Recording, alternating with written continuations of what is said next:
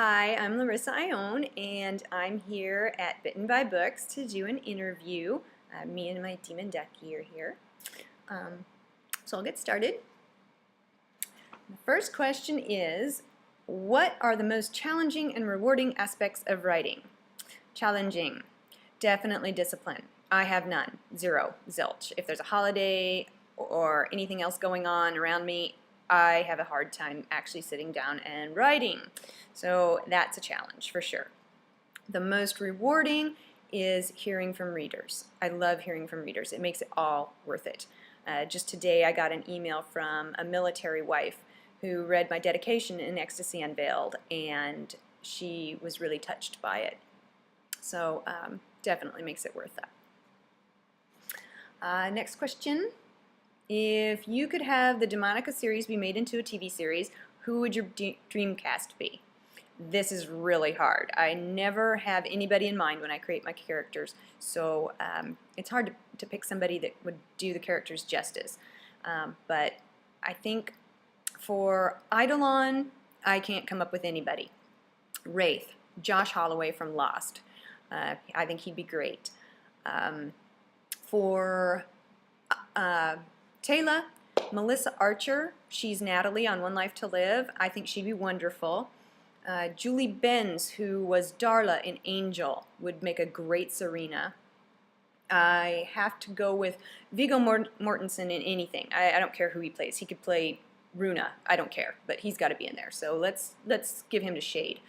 And Kynan, I think Oded Fair, is that how you pronounce it? I don't know. Is that hot guy from The Mummy? Yeah, he'd make a good Kynan. What are your top 3 favorite paranormal books and movies? For books, I'll go with Salem's Lot by Stephen King. I love vampires, and to me that wasn't even a horror novel. It was just paranormal. I loved it. I can't think of any other books right now. For movies, though, I'll go with Underworld.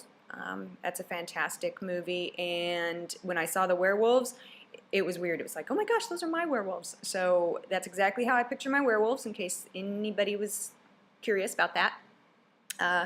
I also love Poltergeist. I know some people call it a horror movie, but I love the paranormal aspects of it.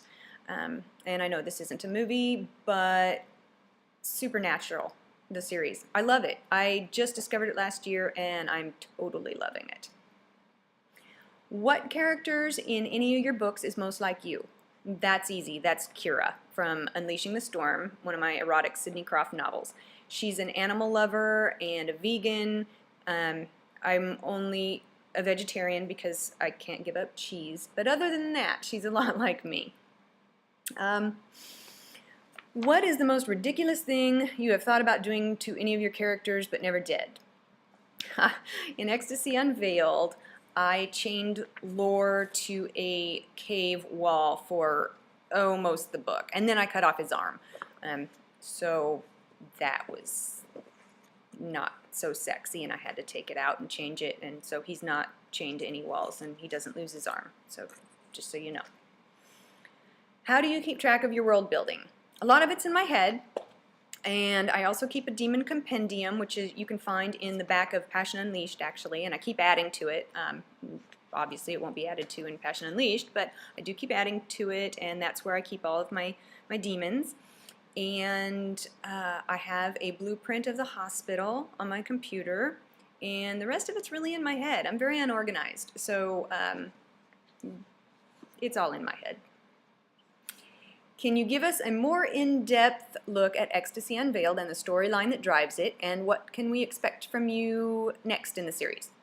Well, Ecstasy Unveiled is about a demon assassin, and he has one last kill to make in order to set himself free and save his sister's life. But the person he's got to kill is guarded by an angel, so that's not so good for him. And I have a tendency to change up the tone of each book, and so Lore's book is a bit darker. It's kind of tone-wise similar to Desire Unchained. So just so you know, it's pretty dark and gritty. And after Ecstasy Unveiled, Sin Undone will release in late August, and that book will tie up all 5 of the books and will also kick off the new series. So I'm really excited about Sin Undone. The brothers recently found out about a brother they never knew they had. How many other brothers do you foresee getting their stories told? No more brothers. More brothers. That's all I can say. Why didn't you focus an entire novel on the relationship between Jem and Kynan? That is a great question, and it's one I get a lot. And the reason is because when I sold this series, I sold 3 books, and I didn't know whether there would be any more books. And since there were 3 books and 3 brothers, I could only dedicate 1 book per brother. And so Jem and Kynan had to have their romance play out over the course of the 3 books. I didn't find out about the next 2 books until book 3 was almost done. So even though I always had planned 5 books, so I always had those extra characters to put in there, and I had a plot for them. It didn't work out that I could give Jem and Kynan their own book. So that's why they're in the first 3. But you'll also see their relationship progress in books 4 and 5, and also in the new spin-off series. What other jobs have you had besides being an author? I've worked in fast food restaurants, I've been a waitress, a bartender, a professional dog trainer, a meteorologist in the Air Force, and an EMT. The reason I'm not still any of those is my husband and I move around a lot. It's hard to keep a job, and so I'm really lucky to be able to write full-time. And besides, I never would have made a good EMT because I faint at the sight of blood. So that's bad. They frown on that.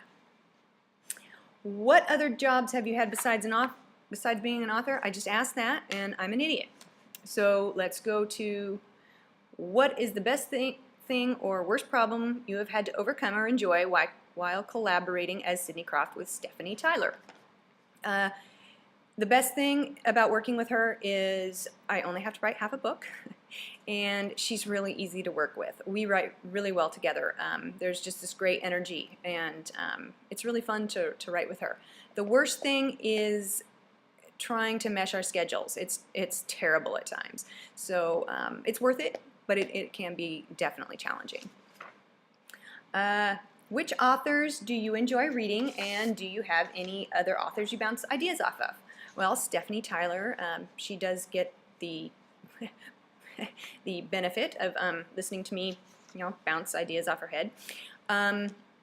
Michelle Willingham, she gets it too. She writes historicals for Harlequin. And the authors I read, there's too many to list, really. Right now, I am loving Laura Adrian's newest.